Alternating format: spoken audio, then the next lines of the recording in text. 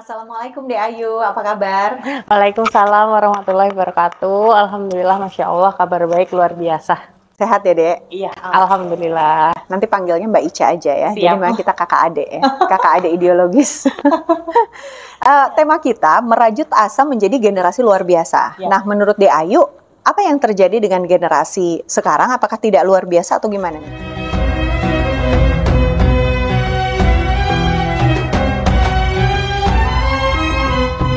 Generasi sekarang ini ya, mungkin belum luar biasa gitu.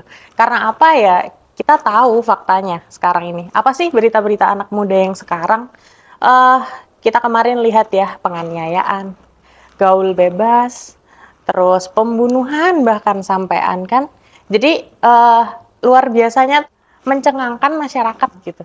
Jadi bukan sesuatu yang luar biasa yang bisa dibanggakan atau membangkitkan masyarakat yang lain untuk berbuat yang lebih baik gitu. Jadi ironisnya adalah pemuda sekarang yang harusnya punya banyak potensi yang bisa dikembangkan untuk memperbaiki masyarakat, justru malah ikut merusak gitu. Jadi ironis sekali keadaan pemudi sekarang. Gitu. Dan ini kita harus bagi ya teman-teman, kenapa Dek Ayu yang notabene merupakan bagian dari generasi muda justru sekarang memilih untuk aktif di dalam dakwah, untuk giat dalam mengkaji ilmu. Nah ini bisa diceritain nggak sih, tadi kondisinya seperti itu berarti mungkin ya bergaul lah ya, kan setiap hari pasti ketemu di kampus dan lain sebagainya. Awal mulanya apa nih, kegiatan sehari-hari itu seperti apa, lalu kok bisa berhijrah dan kemudian ketemu dengan kegiatan dakwah seperti ini? Oke, mungkin sedikit panjang ya, kenapa sampai ujungnya ke dakwah gitu. Karena dulu saya mungkin juga seperti anak muda yang lain atau pemuda-pemudi yang lain gitu, yang mungkin pernah terlena dengan apa yang dimiliki, waktu luang, entah kesehatan, entah jiwa muda yang membara gitu kan. Tapi di sisi lain ternyata di dalam hati nurani itu nggak bisa dibohongi, karena memang nggak puas gitu. Jadi apa-apa yang dilakukan itu serba nggak puas. Misalkan kita punya sebuah pertanyaan, kalau pertanyaan itu nggak terjawab, apakah seorang anak muda itu puas? Mungkin kalau seorang anak kecil kita bisa mengelabuhi, atau seorang orang tua bisa memaklumi. Tapi kalau anak muda dengan segala potensi yang mereka punya, mereka nggak akan merasa puas gitu. Nah itu juga yang saya temukan waktu itu. Jadi saya merasa banyak pertanyaan-pertanyaan anak muda tuh yang tidak bisa terjawab, apalagi di bangku sekolah gitu. Seperti contohnya nih, saya sebagai perempuan ya, pemudi. Saya besoknya akan jadi sosok ibu. Tapi apakah dari sekolah TK, bahkan sampai profesor, kita dididik sebagai ibu atau enggak? Enggak kan? Kenapa? Gitu. Jadi di dalam hati itu banyak pertanyaan-pertanyaan yang semacam dengan itu, yang istilahnya kita bisa lihat kodrat kita seperti apa, tapi kok kita nggak mempelajari itu. Kita diajari cara mencari cuan misalkan, tapi kita nggak diajarin cara gimana untuk mengelolanya, gimana pertanggungjawabannya, terus gimana cara membedakan kebutuhan dan keinginannya. Sedangkan itu kan harusnya melekat gitu. Jadi lambat laun Ayu nih mencari gitu. Dan Masya Allah akhirnya ketemu gurunya Ayu juga yang menjawab semuanya, menjelaskan kepada Ayu manusia itu apa, manusia itu siapa, punya apa, misalkan punya kebutuhan jelas, punya naluri juga, bagaimana cara memenuhinya dan lain sebagainya. Sampai akhirnya Ayu merasa bahwa oh iya, ini adalah jawaban yang benar, jawaban yang memuaskan hati, terus menenangkan gitu, dan juga sesuai dengan morfologi yang kita temui sehari-hari gitu. Kita perempuan diciptakan seperti ini, jelas fungsinya berbeda ya dengan laki-laki gitu. Terus diajari juga menjadi sosok ibu seperti apa, terus kodratnya wanita seperti apa, diajari juga. Cara memenuhinya juga diajari juga. Berikut hukum-hukumnya gitu. Dan ternyata Islam itu Masya Allah gitu, komplit banget. Kita mau tanya apapun ada jawabannya di situ. Dan ini sekaligus menjadi jawaban kenapa tadi kok generasi ini kok belum luar biasa, karena belum menemukan yang seperti ini. Iya betul. Jadi kalau kita lihat generasi sekarang, itu kenapa belum luar biasa? Karena masih terlena dengan hawa nafsunya. Ya pengen senang sendiri misal, pengen terlihat cantik sendiri, pengen terlihat pintar sendiri, pengen terlihat paling wah sendiri gitu, dan lain sebagainya. Jadi terlena, sebenarnya tidak bisa membedakan antara mana kebutuhan, mana keinginan, mana naluri gitu ya. Kalau Ayu lihat di lapangan ya, faktanya seberapa kuat sih lingkungan beserta pengaruh-pengaruh ya dari media, tren yang terus digaungkan oleh mereka dalam merusak generasi muda ini. Nah, itu juga yang jadi ciri khas anak muda zaman sekarang. Jadi, mereka itu cenderung menjadi sesuatu yang mereka tonton gitu. Jadi, sekarang dapat tontonan apa sedikit, mereka langsung pengen jadi itu. Bahkan sekarang surveinya sudah banyak ya, anak-anak kecil pengen jadi apa? Blogger, YouTuber, yang itu tuh belum tentu konten-kontennya mendidik gitu, atau konten-kontennya itu menyebarkan sesuatu yang ma'ruf atau yang baik-baik gitu. Nah, itu kuat banget gitu. Karena apa? Karena itu jelas terpampang nyata visual dan 24 jam per 7 nonstop. Mau di-scroll sampai jempolnya putus pun nggak akan habis kan kontennya gitu. Jadi itu sangat mempengaruhi gitu. Jadi kalau kita nggak punya filter, dari awal kita nggak paham kita butuhnya apa, itu bakal susah sekali untuk memfilter itu atau menyaring itu gitu. Oke, menurut Ayu, kesalahan dan kerusakan di bagian manakah yang membuat anak muda yang seharusnya mereka bisa berpikir, nggak serta-merta tadi ya menjadi pembebek misalkan, nah ini kok serangannya nih luar biasa gitu, rusaknya tuh di mananya gitu, dari diri mereka gitu, kok begitu mudahnya terpengaruh ya, kemudian terbawa arus. Ya, kenapa jadi mudah? Karena memang anak muda itu tidak dibekali dengan itu tadi, benteng-benteng atau filter-filter sejak dini gitu. Jadi mereka itu sejak kecil misalkan ya, umum kan kita sekarang lihat ya, anak-anak balita itu udah jago banget main HP. Padahal nggak tahu HP itu isinya apa. Ya oke, kalau misalkan ya, kita beli teknologi lain selain HP lah. Katakanlah kita beli meja, beli kursi, beli almari gitu ya. Itu kan putus ya, mereka nggak menyampaikan sesuatu. Tapi kalau gadget namanya internet lah istilahnya, itu kan mereka menyusupi paham-paham gitu loh. Kayak apa yang ada di konten itu ya itu yang diberikan paham ke orang-orang yang melihat gitu. Nah, jadi kalau nggak ada bentengnya dari awal memang ya susah. Mau bagaimana menghindarinya? Pasti dilihat selagi konten itu mungkin menyenangkan, memuaskan hawa nafsunya, ya udah dilihat terus gitu. Makanya jadi gaul bebas gitu kan juga karena paparan pornografi kayak gitu kan.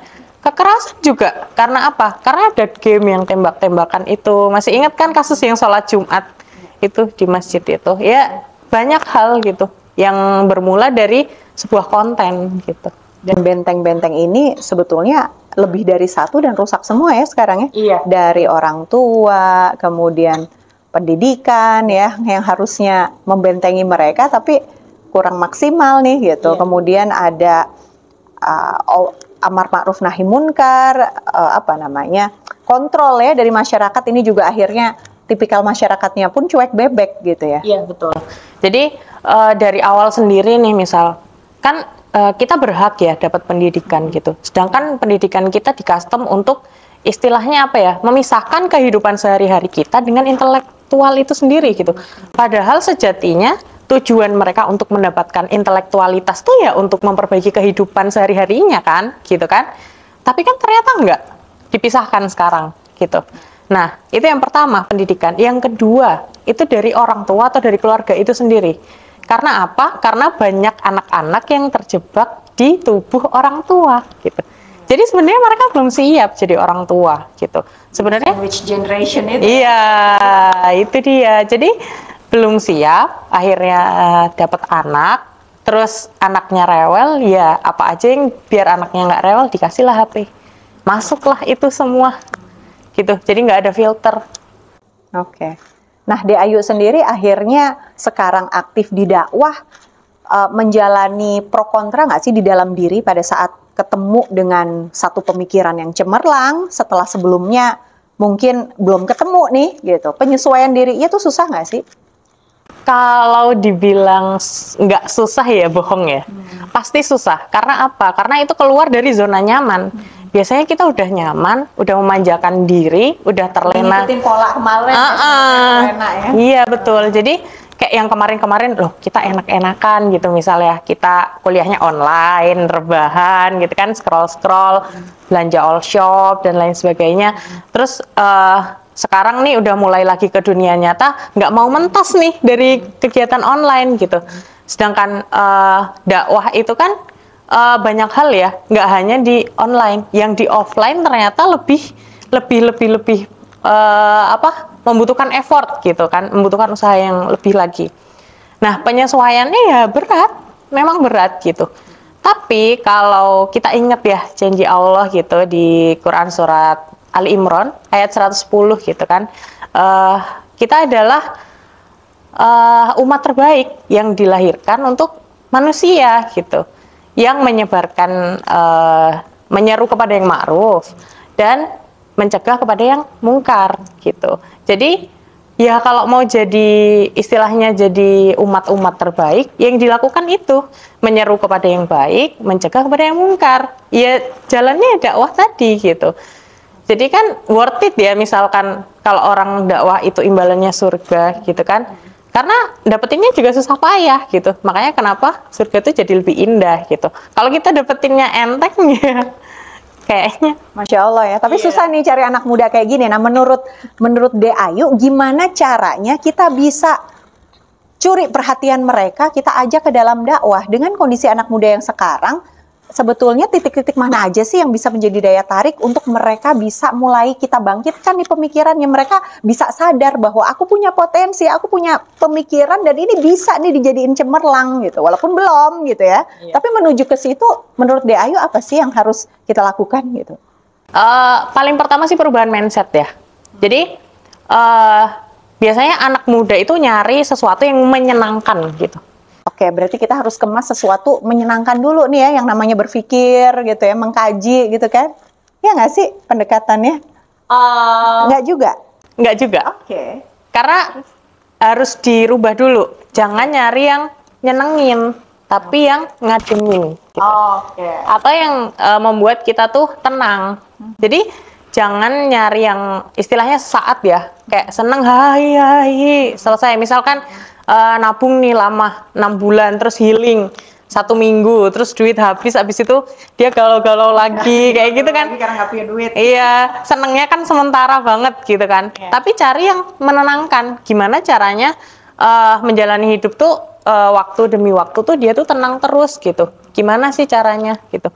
Karena bisa dibilang bohong ya kalau misalkan menyenangkan itu menjamin mereka nggak kena mental illness. Karena mayoritas sekarang, anak-anak muda sekarang yang terlihat bahagia di sosmed, ternyata mereka itu punya gangguan jiwa tadi. Rapuhnya itu di mentalnya, mentalitinya gitu. Makanya kita harus belajar dulu mendefinisikan sesuatu yang menyenangkan dan menenteramkan atau membahagiakan gitu. Kan beda banget gitu. Kita bisa hahaha, tapi di dalam hatinya nggak bisa ditipu gitu. Dan sebenarnya kita nyaman, kok bisa nyaman, kenapa sih gitu kan? Pertanyaannya pasti, kenapa nggak nyari yang menyenangkan tapi mencari yang nyaman atau mencari yang membahagiakan gitulah? Ya karena kita punya naluri gitu. Jadi nanti akan terbreakdown sendiri dari situ. Kan bohong ya, misal manusia itu cuma diciptakan sebagai manusia doang gitu. Tanpa dia punya rasa keinginan, tanpa dia punya naluri-naluri atau kebutuhan-kebutuhan untuk, Dan itu nggak bisa dihilangin sebenarnya ya. nggak bisa dihilangin. Yang bisa gitu. adalah dikelola tadi, tetapi harus dengan panduan yang tepat ya.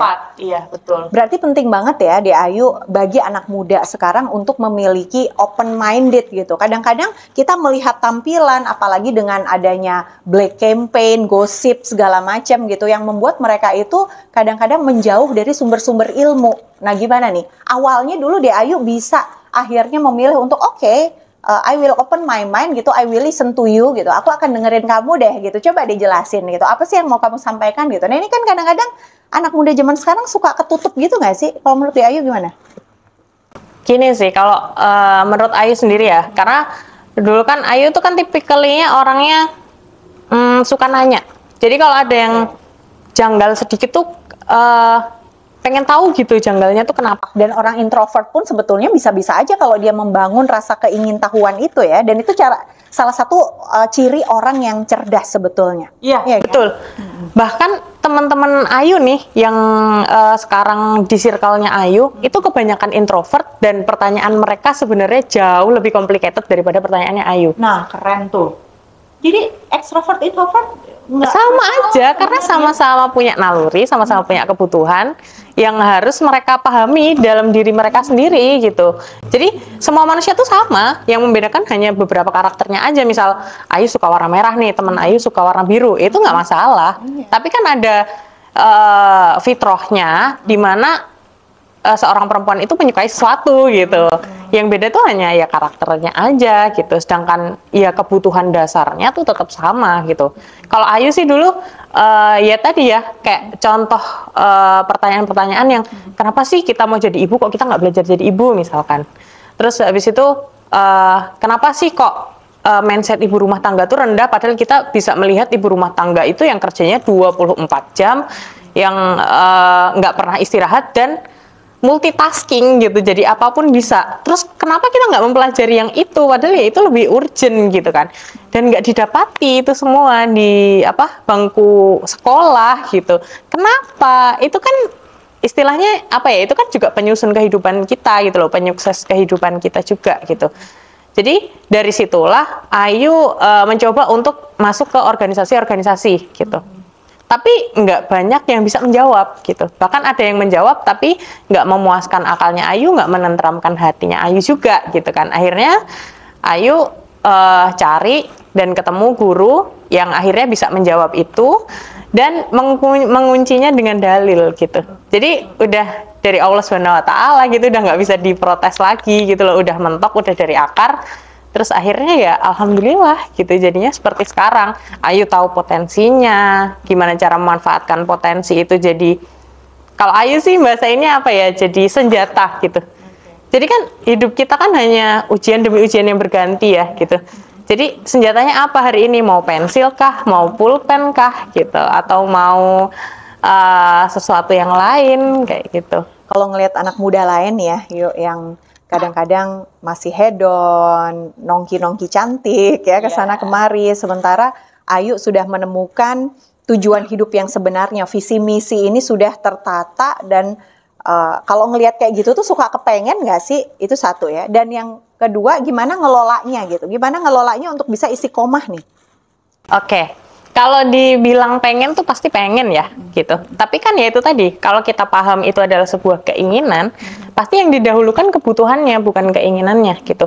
Tapi ya bukan berarti nggak boleh ya, karena itu kan perkara mubah. 100% ya. Iya.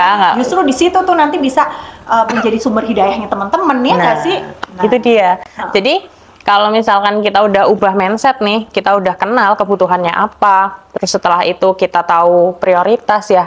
Di Islam kan istimewa banget ya, ada prioritas, ada wajib, ada sunnah, ada mubah, makruh, haram gitu kan.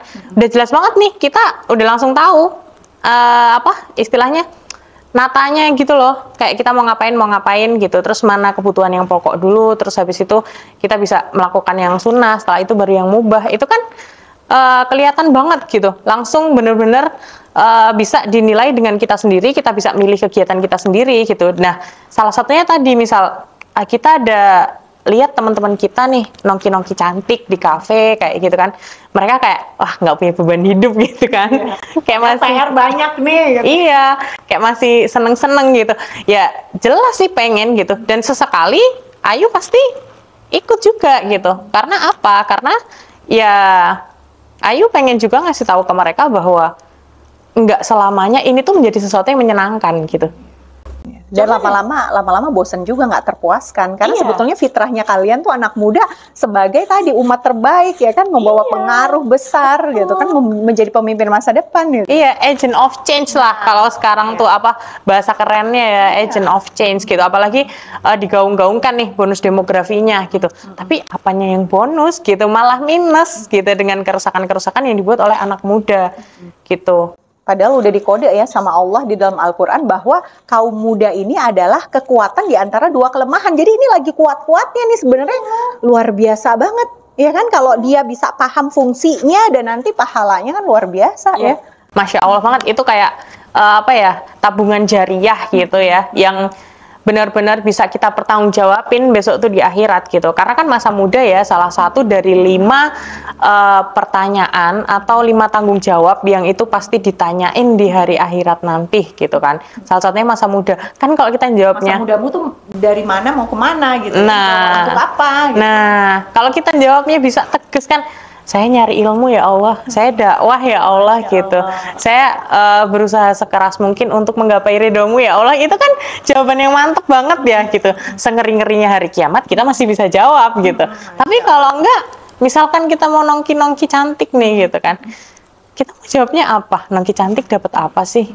Nanti pulang-pulang udah, iya, pulang-pulang udah sedih lagi, galau lagi gitu kan. Masya Allah. Oke deh Ayu, terakhir nih ya, nasihat dan ajakan buat teman-teman, terutama generasi muda, agar bisa menjadi luar biasa. Satu, dia bisa menyadari fungsi dirinya tadi sebagai agent of change, lalu kemudian keluar dari kegalauan dan kesedihan, agar dia bisa maksimalkan potensinya dan membawa masyarakat ke arah yang lebih baik menjadi pemimpin masa depan. Apa nih nasihat dari Ayu buat teman-teman semua?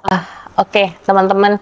Jadi kalau misal dibilang nasihat sih, kita masih sama ya, masih sebaya gitu. Mungkin kalau dari aku sih kayak ya sebenarnya bukan nasihat gitu, tapi sama-sama sebuah pesan yang itu tuh juga ditujukan kepada Ayu pribadi juga. Jadi kalau dari guru Ayu itu, jadilah orang yang disebutkan pada surat Al-Asr.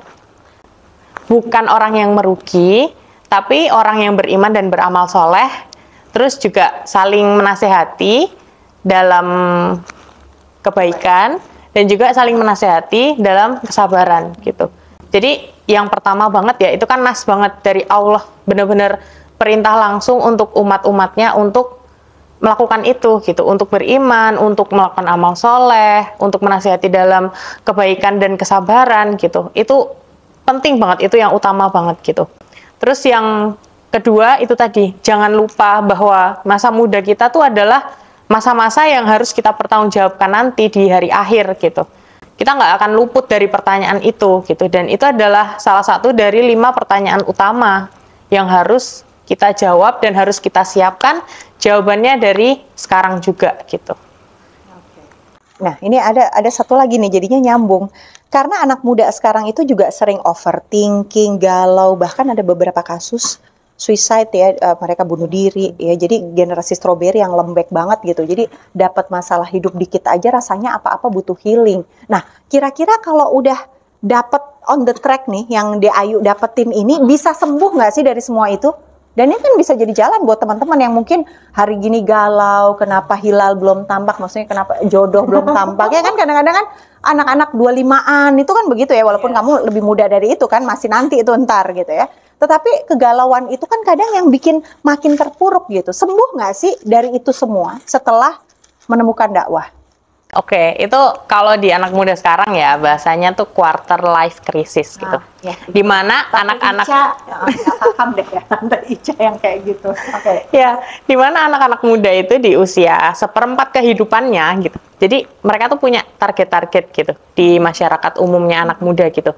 Kayak udah punya pacar gitu ya, udah punya tabungan misalkan, udah punya plan, iya, studi ke luar negeri misalkan, atau ngambil double degree dan lain sebagainya kayak gitu. Itu kan subhanallahnya itu tuh duniawi sekali gitu. Itu kan bukan ukuran sebuah keberhasilan gitu loh dalam hidup gitu kan.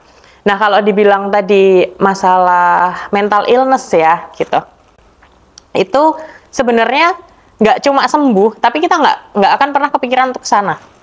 Karena apa? Karena Allah udah bilang, innallaha ma'as sabirin. Ya Allah bersama orang-orang yang sabar. La tahzan innallaha ma'ana gitu. Nggak usah sedih, nggak usah nangis. Kayak Allah tuh selalu sama kita gitu kan. Terus apa lagi ya? Banyak pokoknya, kayak misalkan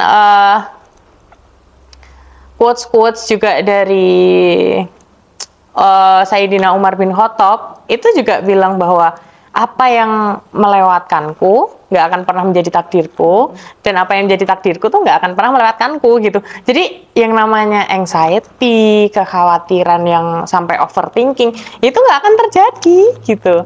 Karena dalam masa kejayaan Islam pun mental illness tuh nggak ada. Jadi di sejarahnya tuh emang nggak ada gitu. Lah kita mau sakit mental di mananya gitu. Orang Allah udah mencegah. Iya. Gitu ya. Bahkan sebelum itu terjadi loh. Itu kan pencegahan sekali ya gitu. Sebelum anak-anak muda tuh overthinking. Karena apa? Karena di konsep takdir itu kita bisa membedakan mana yang di ranah kita, mana yang bukan ranah kita, mana yang kita dikenai pahala dan dosa, mana yang enggak gitu. Jadi kan itu gimana ya, sebenarnya jadi umat Islam tuh enak banget gitu. Masya Allah. Di mana teman-teman bisa menemukan teman-teman kayak De Ayu ngobrol, tastes, cak-cek kayak gini? Punya nggak sih komunitas mungkin yang bisa teman-teman temukan di Instagram? Buat teman-teman nih pemudi khususnya ya, pemudi muslim gitu yang pengen tahu banyak hal tentang Islam gitu, pengen punya temen, pengen punya circle atau pengen punya guru yang membimbing terus-menerus gitu. Jadi teman-teman itu bisa nemuin di Back to Muslim Identity dan juga Ruang di Utara. Nah, kalau Ruang di Utara ini offline-nya khusus di Jogja ya, teman-teman. Jadi bisa kepo-kepoin dulu Instagramnya gitu.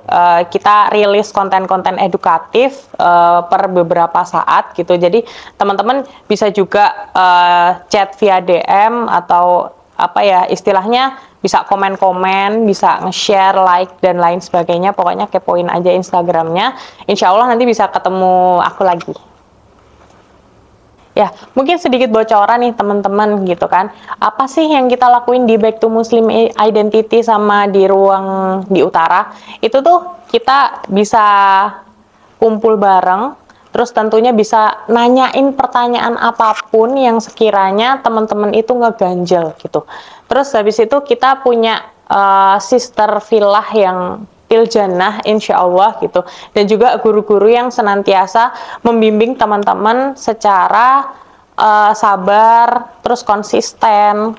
Dan apa ya, banyak juga kegiatan-kegiatan kayak di luar aktivitas, misalkan kita sering juga outbound, terus kita juga sering ngecamp kayak gitu dan semacamnya. Pokoknya seru banget deh teman-teman, ikutin pokoknya.